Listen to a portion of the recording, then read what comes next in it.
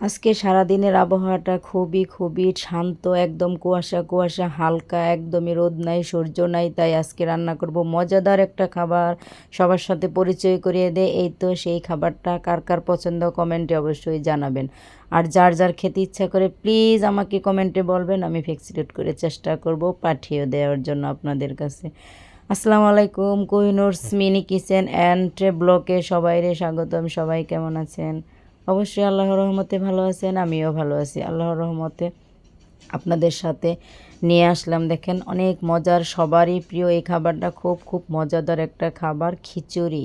সাথে যদি হয় মাছ, বেগুন ভাজা, মাছ ভাজা, পটল ভাজা, যেটাই বলেন না কিন্তু খুবই ভালো লাগে। এই তো নিয়ে আসছি আমি 2 পট চাল দিয়েছি, 1 পট মসুর ডাল আর 1 পট মুগ ডাল, সব একসাথে করে আমি ধুয়ে নিয়েছি। আমি ভাতের সিদ্ধ কিনা চালটাই দিয়েছি। এই চালটা দিয়ে রান্না করলে এই খিচুড়িটা কিন্তু আঠালো হয়, বড় বড় হয়, খুবই ভালো লাগে। চলে আসলাম রান্না করে, দিয়ে দিলাম কড়াইয়ের মধ্যে পরিমাণ মতো একটু বেশি তেল দিয়ে দিছি। তেলের মধ্যে দিয়েছি কিছু আস্ত জিরা, দারুচিনি, এলাচ, শুকনো মরিচ, তেজপাতা। এগুলো আমি সুঘ্রাণের জন্য দিয়েছি। এগুলো কিন্তু দিলে খুবই ভালো লাগে। আর খিচুড়িটা শুধু কিন্তু ডাল দিয়ে হবে না, শীতের রাজা সবজি, ভেজিটেবল সবজি দিয়ে রান্না করব খিচুড়ি। এই তো দিয়ে দিলাম আমি কিছু পেঁয়াজ কুচি, পরিমাণে কিন্তু অনেকগুলোই দিয়েছি পেঁয়াজ কুচি আর রসুন কুচি। এখন এইগুলো আমি সুন্দর করে হালকা ভেজে নিব, বেশি লাল লাল করব না। সুন্দর করে ভাজতেছি, নাড়াচাড়া করতেছি। আর এরকম খাবারগুলা কিন্তু শীতের টাইমে ভালো লাগে, বিশেষ করে খিচুড়ি, পোলাও, বিরিয়ানি। এগুলা তো শীতের দিনে অতুলনীয় একটা স্বাদ হয়, গ্যাস নাই, গরম নাই, অন্যরকম একটা স্বাদ।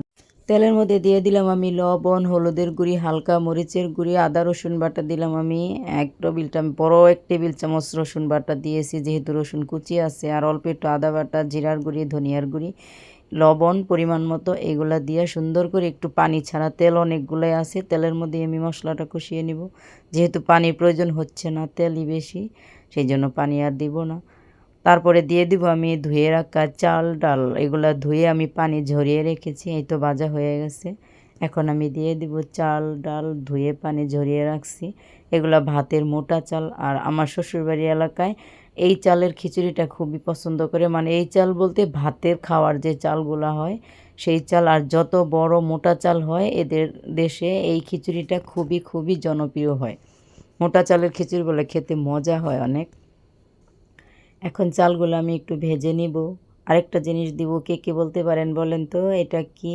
এটা হচ্ছে পোলাওয়ের গ্রান আসবে খিচুড়ি থেকে, এটার নাম হয়েছে পোলাও পাতা। আমরা এটাকে পোলাও পাতা নামেই চিনি, হয়তো অন্য অন্য দেশে আর অন্য কিছু নাম বলতে পারে, আমি জানি না, আমি এক নামেই চিনি। এটা পোলাও পাতাটা দিলে কিন্তু খুবই মজা হয়, গ্রান হয়। এই তো দেখেন শীতের সবজি, এগুলোও ধুয়ে আমি পানি ঝরিয়ে রাখছি। সবজির মধ্যে আছে বেগুন, আলু, আদা কাঁচা পাকা টমেটো, পেঁয়াজকলি, ফুলকপি, তারপরে মিষ্টি কুমড়া অবশ্যই দেওয়ার চেষ্টা করবেন যদি আপনারা কেউ রান্না করে খান খিচুড়ি। খিচুড়িটা খুবই মজা হয়, একটু আঠালো আঠালো মিষ্টি ভাব হয়, খুব মজা লাগে। মিষ্টি কুমড়ায় খিচুড়িটা জাস্ট জমিয়ে দেয়। আবার গাজরও দিয়েছি কিন্তু আমি, কালারটা সুন্দর লাগবে দেখতে, ছোট ছোট করে কেটে দিয়েছি। এই খিচুড়িটা খেতে এতটাই মজা হয়, আপনাদেরকে কি বলবো। যদি আপনাদের শীতের সবজি ঘরে সবারই থাকে, যদি ভালো লাগে প্লিজ রান্না করে খেয়ে দেখবেন, খাওয়ার চেষ্টা করবেন। এই তো খিচুড়িটা নাড়াচাড়া দিয়ে পরিমাণ মতো ঝোল দিয়ে আমি সুন্দর করে ঢাকনা দিয়েছিলাম। ঢাকনাটা উঠিয়ে আবারও আমি একটু নেড়ে চেড়ে দিছি সুন্দর করে। বাতাস তো, বাহিরে অনেক বাতাস, যেহেতু আমি বাহিরে রান্না করতেছি, আর বাতাসের কারণে ক্যামেরাটা আমি এক হাতে ধরতেছি, তো সমস্যা হচ্ছে, একটু নড়াচড়া হয়, এবড়ো টেবড়ো হয় ভিডিওটা, প্লিজ কিছু মনে করবেন না, কারণ আমি গরিব মানুষ, অত কিছু স্ট্যান্ড মিস্ট্যান্ড কিনতে পারি না, ভালো কিচেন বা রান্নাঘর কোনোটাই নেই।